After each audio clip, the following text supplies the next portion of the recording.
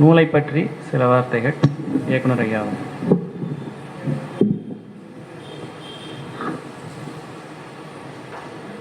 திருச்சிற்றம்பலம்.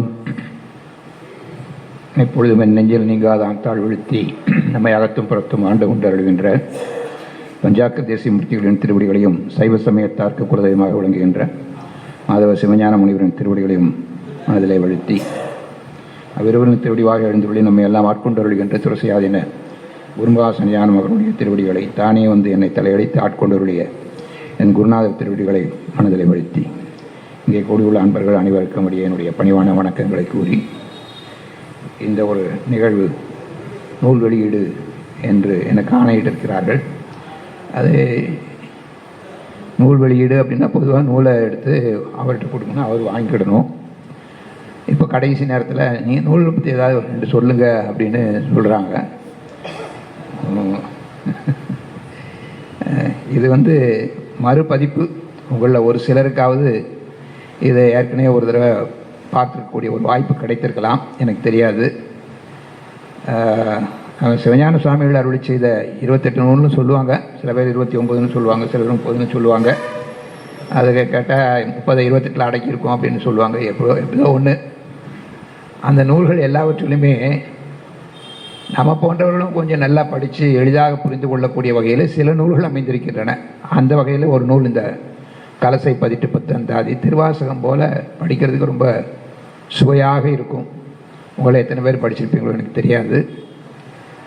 அதுக்கு நம்முடைய திருவாவடுதுறை ஆதீன புலவர் திரு குஞ்சிதபாதம் அவர்கள் ஒரு உரை எழுதி அது ஒரு 10 ஆண்டுகளுக்கு முன்னாலேயே அது வெளிவந்திருக்கிறது. அதனுடைய மறுபதிப்பாக இப்பொழுது இது வெளிவருகிறது.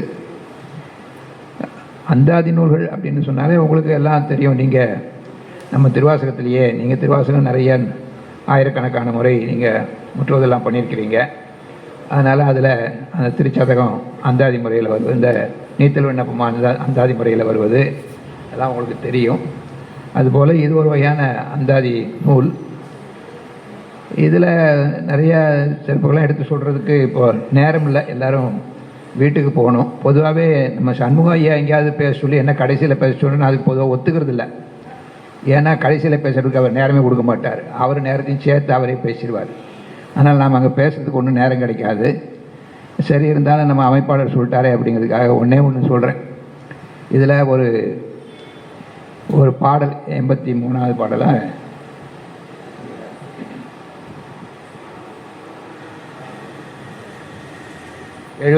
பாடல். இந்த பாடலில் ஒரு விஷயம் சொல்கிறார். அதாவது யார் சிவபெருமானுடைய பெயரை சொல்கிறானோ அவன் கொடிய சண்டாளனாக இருந்தாலும், சண்டாளன்னா என்னன்னா இன்னைக்கு சமூக அமைப்பில் ரொம்ப கீழ் ஜாதியில் இப்படியெல்லாம் பேசுறதுக்காக யாரும் என்னை பற்றி தப்பாக நினச்சிக்க வேண்டாம். நான் சமூக அமைப்பை தான் சொல்கிறேனே தவிர என்னுடைய கருத்தை சொல்லலை. ஏன்னா நம்ம இதில் ஜாதிங்கிறது மாற்ற முடியாத ஒன்றாக இன்றைக்கி ஆகிப்போச்சு. அதில் ரொம்ப கீழ்பட்ட ஒரு நிலையில் இருக்கக்கூடிய ஒருவர், அவரை நாம் தீண்டத்தகாதவர், தொடத்தகாதவர், நம்முடைய எல்லைக்குள்ளே வரத்தகாதவர் அப்படின்லாம் பிரித்து வச்சுருக்கிறோம். அது நீங்கள் ஒத்துக்கிடாட்டாலும் அதுதான் இன்றைக்கி சமூக நிலைமை. அப்படிப்பட்ட ஒருத்தரை கொஞ்சம் மேல் நிலையில் இருக்கிறவங்க ஏற்றுக்கொள்ளவே மாட்டாங்க. அவருக்கு தனியாக தான் இடம், நிறைய இந்த மாதிரி சமூக அவலங்கள்லாம் நிறையா இருக்குது, உங்களுக்கே தெரியும். அந்த மாதிரி இருக்கக்கூடிய ஒரு நிலையில் இருக்கிறவர் சிவபெருமானுடைய பெயரை சொன்னால், அதாவது மனம் நிறைந்து, அந்த நேர சரித்திரம் நீங்கள் படிச்சிருப்பீங்க, கேட்டிருப்பீங்க. அவர் சிதம்பரம் போகணும்னு சொன்னார். அவருடைய தலைவராக இருந்த அந்த அந்தனர் அவருக்கு அதுக்கெல்லாம் உரிமை கொடுக்க மாட்டேன் அப்படின்னு சொல்லிட்டாரு. அப்புறம் ஏதோ பெருமானுடைய அருளால் அவருக்கு அது கிடச்சி அவர் போனார்னு வச்சுங்க. அதுபோல் இந்த கீழ் மட்டத்தில் இருக்கிறவங்க ஒரு உண்மையான அன்போடு சிவபெருமானுடைய பெயரை சொன்னால் நீங்கள் அவரோட பேசணும், அவரை ஒதுக்கி வைக்கக்கூடாது, அவரோட பேசணும். அவர் அருகிருந்து உண்ண வேண்டும். புரியுதுங்களா? அப்போ என்ன, சமபந்தி போட்டு அவரையும் நம்ம பக்கத்தில் வச்சு உண்ணணும் அப்படின்னு சொல்கிறாங்க. அவனோடு நாமளும் சேர்ந்து வாழணும். சிவன் எனும் மொழியை கொடிய சண்டாளன் செப்பிடில் அவனுடன் பேசுக, அவனுடன் உரைக, அவன் அருகிருந்து உண்ணுக அப்படின்னு சிவஞான முனிவர் சொல்லலை. இப்படின்னு நம்ம வேதங்கள் சொல்லுது அப்படின்னு சிவஞான முனிவர் சொல்கிறார். அந்த வேதங்கள் சொன்ன அந்த மொழியெல்லாம் உணராதவன் நான் என்று சொல்லி என்னை ஒதுக்கி விடாதே தாயே அப்படின்னு அந்த கலசை அம்மையிட்ட அவர் வேண்டுகிறார்.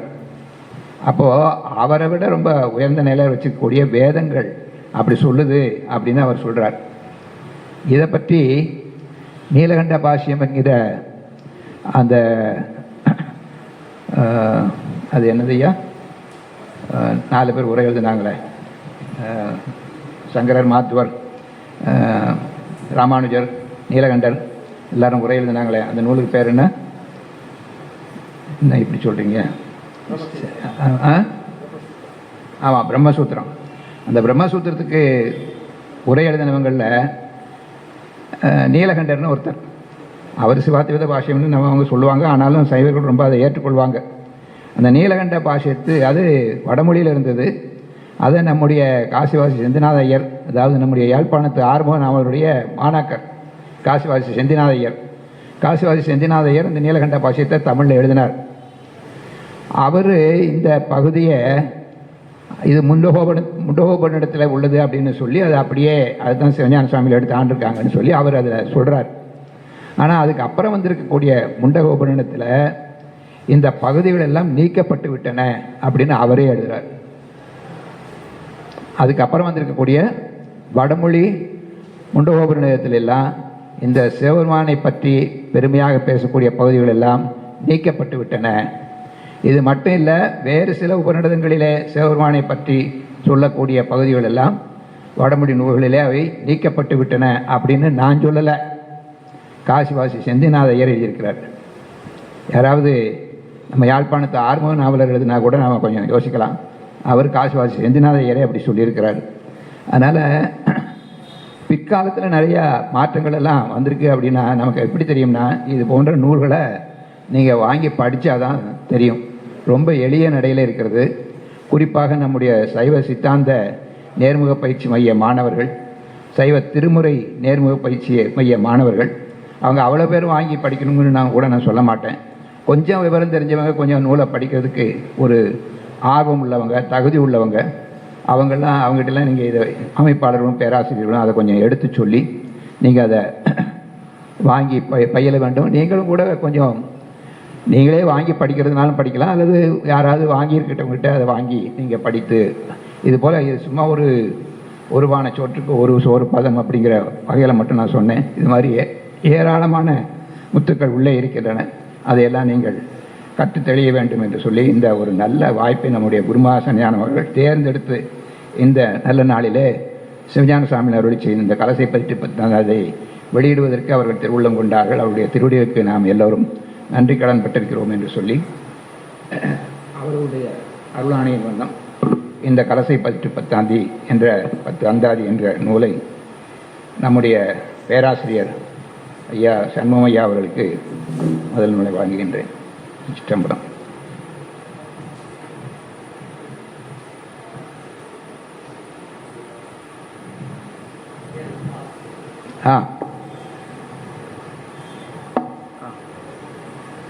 அடுத்து அந்த நூலை அடியேன் பெறுகிறேன். இயக்குனர் ஐயாவிடமிருந்து அடியேன் பெறுகிறேன்.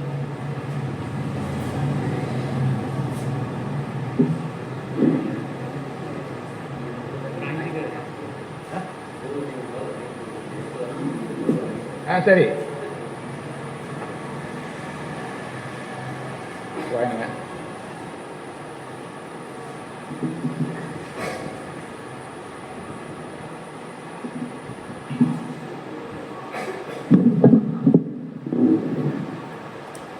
திரு கோமதி நாயகம்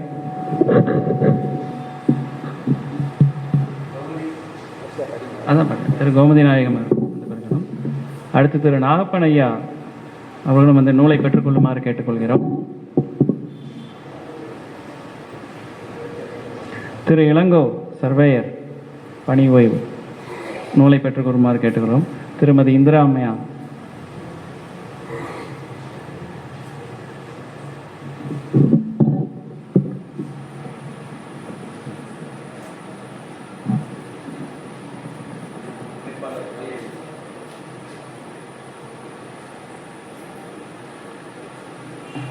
மாணவர்களுக்கு. நாகப்பன் ஓதுவார் ஐயா. சரி. அவ்வளோ.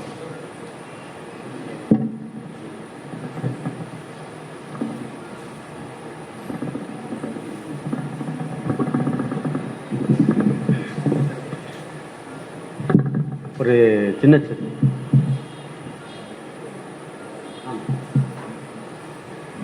ஒரு முக்கியமான செய்தி. அதாவது இந்த ஆலயத்தில் 11 மாதங்களும் ஆயில்ய நட்சத்திரத்தில் சிறப்பு பூஜை செய்து வருகிற திரு கோமதி நாயகம் அவர்களுக்கு திருவாவடுதுறை ஆதீனம் சார்பாக பொன்னாடை போட்டு சிறப்பிக்கப்படுகிறது.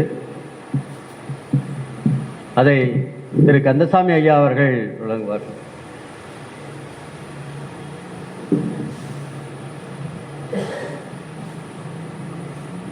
நம பார்வதீபதையேர் மகாதேவா. மற்றும் சென்ற வருடத்தில் இருந்து இந்த ஆலயத்தில் திருமுறை வகுப்பாகட்டும் மற்றும் ஆயில்ய நட்சத்திரமாகட்டும் திருவாசம் நடக்கிற மக நட்சத்திரத்தில் திருவாசம் நடந்து வருகிறது. அப்போதெல்லாம் அன்னம்பாளிப்பு செய்து வருகிறார்கள். அதை திரு ஆவடையப்பன் அவர்கள் ஒரு குழுவாக அமைச்சு அந்த குழுவில் இருந்து செஞ்சுட்டு வராங்க. அவருக்கு ஆதீனம் சார்பாக அவர் வீட்டுக்கு போயிட்டாரு. அவர் ஆதீனம் சார்பாக அவருக்கு நன்றியை தெரிவித்துக் கொள்கிறோம். மேலும் இந்த வருடம் நமது ஆலயத்துக்கு சிவஞான சுவாமிகளுக்கு தேர் செய்ய வேண்டும், அதாவது சப்பரம் செய்யணும் அப்படின்னு பேசிட்டு இருக்கும்போது அதை நானே எடுத்துக்கொள்கிறேன் என்று திருமதி இந்திரா அம்மா கூறினார்கள். அவர்களுக்கும் ஆதீனம் சார்பாக நன்றியை தெரிவித்துக் கொள்கிறோம்.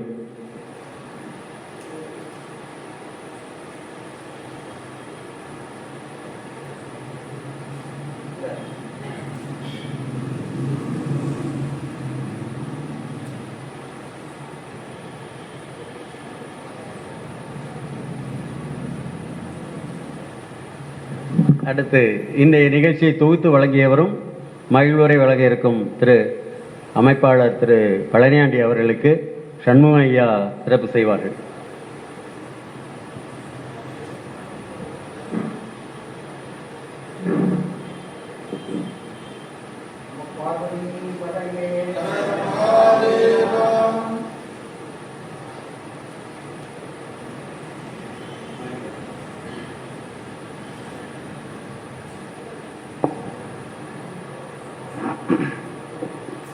திருச்சிற்றம்பலம். இந்த குரு பூஜை நன்னாளிலே திருமுறை விண்ணப்பத்தோடு நம்ம எல்லாம் மகிழ்த்த திரு கோமதி நாயகம் ஓதுவாமூர்த்தி அவர்களுக்கு நன்றியும் இதையும் தெரிவித்துக் கொண்டு, தேவாரப்பள்ளி மாணவர்கள் அருமையாக திருமுறையை இசைத்தார்கள். ஒரு சிறுவன் மிக அருமையாக பாடினார். அவருக்கு சிறப்பு செய்யணும்னா அதுக்குள்ளே வீடு போயிட்டார். மிக அருமையாக பாடினார். மிக மகிழ்வாகவும் இருந்தது. வரவேற்புரை நிகழ்த்திய நமது ஆதீன கண்காணிப்பாளர் திரு சொரிமுத்து ஐயா அவர்களுக்கும் நன்றியை தெரிவித்துக் கொண்டு, மாபாடியத்தில் முதற்காரணமாவது எந்த நிலையிலும் காரியத்தை விட்டு நீங்காது இருப்பது என்று அதை நிறுவி பல்வேறு சமயத்தார்களை மறுத்து அதை நிறுவி எவ்வாறு நிறுவினார் சிவஞான முனிவர் என்பதை நுண்மான் நுழைபலத்தோடும் மிகுந்த விரிவாகவும் இங்கு நமக்கெல்லாம் உரை செய்த ஐயா அவர்கள் திருவடியை பணிந்து மிகவும் நன்றி ஐயா என்று கூறிக்கொண்டு, மேலும் இது பற்றி விவரம் அறிய அனைவரும் ஆதீன சைவ சித்தாந்த பயிற்சியில் சேருமாறு கேட்டுக்கொண்டு இது பண்ணுகிறோம். மேலும் இந்த நூலை பற்றி இங்கு சிறப்பாக ஒரு பானை சோற்றுக்கு ஒரு சோறு பதம் என்பது போல நமது இயக்குனர் ஐயா தெரிவித்தது மிகவும் மகிழ்வாகவும் அருமையாகவும் இருந்தது. மற்றும் இங்கு இவ்வளவு நேரம் இந்த சிவஞான செய்தியை செவிமடுத்த அனைத்து அன்பர்களுக்கும் சிவநேய செல்வர்களுக்கும் நன்றி, வணக்கம். திருச்சிற்றம்பலம். அடுத்து குருமரபு வாழ்த்து.